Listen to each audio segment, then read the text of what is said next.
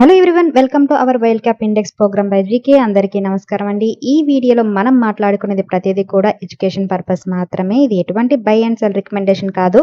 ఈ రోజు మన టాపిక్ విషయానికి వస్తే, మిడిల్ ఈస్ట్ లో జరుగుతున్న సంక్షోభం ఇప్పుడు గ్లోబల్ ఎల్ఎన్జీ మార్కెట్ మీద ఎఫెక్ట్ చూపిస్తుంది. ముఖ్యంగా భారత్ వంటి దేశాలకు ఇది మరింత కీలకం. ఎందుకంటే భారత్ గల్ఫ్ రీజియన్ నుండి ఎల్ఎన్జీ ఇంపోర్ట్స్ మీద చాలా డిపెండ్ అవుతుంది. అండ్ పశ్చిమాసియాలో టెన్షన్స్ పెరగడంతో ఖతార్ ఎనర్జీ ఇన్ఫ్రాస్ట్రక్చర్ పై అటాక్స్ కూడా జరిగాయి. అదే టైంలో ప్రపంచ ఎల్ఎన్జీ సరఫరా పెద్ద భాగం వెళ్లే కీలక మార్గమైన స్ట్రెయిట్ ఆఫ్ హార్మోస్ దగ్గర కూడా డిస్ట్రప్షన్స్ నమోదయ్యాయి అన్నమాట. ప్రపంచంలో అతిపెద్ద ఎల్ఎన్జీ ఎక్స్పోర్టర్స్ లో ఒకటైన ఖతార్ లోని రాస్ లెఫెన్స్ ఫెసిలిటీ మీద దాడులు జరగడంతో ప్రొడక్షన్ కొంతకాలం టెంపరీగా స్టాప్ అయింది. అండ్ భారత్ కు వచ్చే మొత్తం ఎల్ఎన్జీ ఇంపోర్ట్స్ లో సుమారు 40% ఖతార్ నుంచే వస్తుంది. అందువల్ల ఈ పరిస్థితి ఇండియా ఎల్ఎన్జీ రిలేటెడ్ కంపెనీస్ మీద డైరెక్ట్ ఇంపాక్ట్ చూపించే అవకాశం ఉంది. సో ఈ సంక్షోభం మధ్య గమనించాల్సిన 3 ఎల్ఎన్జీ స్టాక్స్ ఏంటంటే, మొదటిగా మన లిస్ట్ లో ఉన్న స్టాక్ మహానగర్. మిడిల్ ఈస్ట్ నుండి ఎల్ఎన్జీ సప్లై షాక్ వస్తే గనక మహానగర్ గ్యాస్ మీద ఇంపాక్ట్ పడే అవకాశం ఉంది. ఎందుకంటే తన సిటీ గ్యాస్ డిస్ట్రిబ్యూషన్ బిజినెస్ లో gas availability and gas prices మీద డిపెండ్ అవుతుంది. జియో పొలిటికల్ టెన్షన్స్ వల్ల గ్లోబల్ ఎల్ఎన్జీ ప్రైజెస్ పెరిగితే కనుక కంపెనీకి ఇన్పుట్ కాస్ట్ పెరుగుతుంది. ఆ కాస్ట్ ని పూర్తిగా సిఎన్జీ అండ్ పిఎన్జీ ప్రైజెస్ లోకి పాస్ చేయడం కష్టం. సో సిఎన్జీ ధరలు ఎక్కువైతే డిమాండ్ తగ్గే అవకాశం ఉంటుంది. అయితే కంపెనీకి కొంత స్టెబిలిటీ అయితే ఉంది. ఎక్కువ revenue CNG and house hold PNG నుండి వస్తుంది. ఇవి ఇండియా గ్యాస్ అలికేషన్ పాలసీలో ప్రయారిటీ సెగ్మెంట్స్ గా పరిగణించబడుతున్నాయి. సప్లై డిస్ట్రప్షన్ వచ్చినప్పుడు ముందుగా ఇండస్ట్రియల్ కస్టమర్స్ మీద ఎఫెక్ట్ పడుతుంది.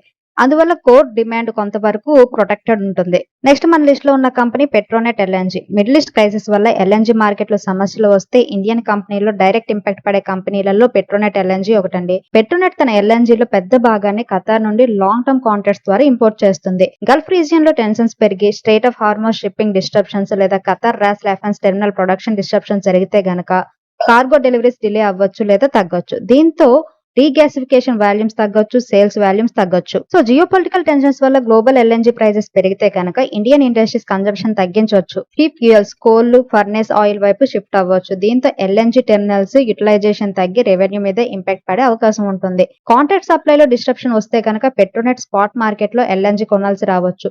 జియో పొలిటికల్ క్రైసిస్ సమయంలో స్పాట్ ఎల్ఎన్జీ ప్రైజెస్ చాలా వాలటిలిటీగా ఉంటాయి. ఇది మార్కెటింగ్ మార్జిన్స్ తగ్గించవచ్చు. అయితే కంపెనీకి కొన్ని పాజిటివ్స్ కూడా ఉన్నాయండి. రెవెన్యూలో పెద్ద భాగం లాంగ్ టర్మ్ రీగ్యాసిఫికేషన్ కాంట్రాక్ట్స్ ద్వారా వస్తుందన్నమాట.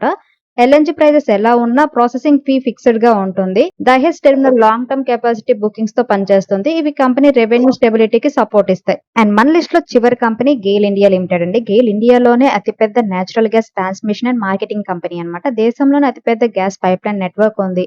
అలాగే గ్యాస్ మార్కెటింగ్ లో స్ట్రాంగ్ ప్రెజెన్స్ ఉంది. పెట్రోకెమికల్స్ అండ్ ఎల్ఎన్జీ ట్రేడింగ్ లో కూడా ప్రెజెన్స్ ఉంది. మిడిల్ ఈస్ట్ కాన్ఫ్లిక్ట్ వల్ల ఏషియన్ ఎల్ఎన్జీ ప్రైజెస్ భారీగా పెరిగాయండి. Benchmark Asian LNG prices సుమారు 68% పెరిగి per metric million British thermal unit కి $25 దగ్గరికి చేరింది. ఇది గత కొన్ని సంవత్సరాల్లో హైయెస్ట్ లెవెల్లో ఒకటి. సో ఓవరాల్ గా మిడిల్ ఈస్ట్ లో ఎల్ఎన్జీ క్రైసిస్ వల్ల షార్ట్ టర్మ్ లో గెయిల్ మీద ప్రెజర్ అయితే ఉండొచ్చు. కానీ pipeline transmission business, regulated tariff increase, diversified business model ఇవి కంపెనీకి స్టెబిలిటీ ఇస్తాయండి. అండ్ షార్ట్ టర్మ్ ఇంపాక్ట్ గనక చూస్తే ఓవరాల్ గా మిడిల్ ఈస్ట్ క్రైసిస్ వల్ల ఎల్ఎన్జీ సప్లై డిస్ట్రప్షన్స్ రావచ్చు, గ్లోబల్ ఎల్ఎన్జీ ప్రైజెస్ ఇంక్రీజ్ అవ్వచ్చు, ఇండస్ట్రియల్ డిమాండ్ డిక్లైన్ అవ్వచ్చు, అలాగే గ్యాస్ డిస్ట్రిబ్యూటర్స్ మార్జిన్స్ ప్రెజర్ ఉండొచ్చు. ఇలాంటి టైంలో ఈ స్టాక్స్ వాలటిలిటీగా ఉండడం చాలా కామన్ అన్నమాట. ఈ గ్యాస్ సెక్టర్ లో లాంగ్ టర్మ్ విజన్ గనక చూస్తే లాంగ్ టర్మ్ లో ఇండియాలో నేచురల్ గ్యాస్ డిమాండ్ అనేది పెరగనుందండి. ప్రస్తుతం ఎనర్జీ మిక్స్ లో గ్యాస్ షేర్ సుమారు 6% మాత్రమే ఉంది. గవర్నమెంట్ దీన్ని 15% వరకు పెంచాలని టార్గెట్ గా పెట్టుకుంది. దీంతో gas transmission, gas marketing, LNG infrastructure sectors లో ఫ్యూచర్ గ్రోత్ ఆపర్చునిటీస్ అయితే ఉన్నాయండి.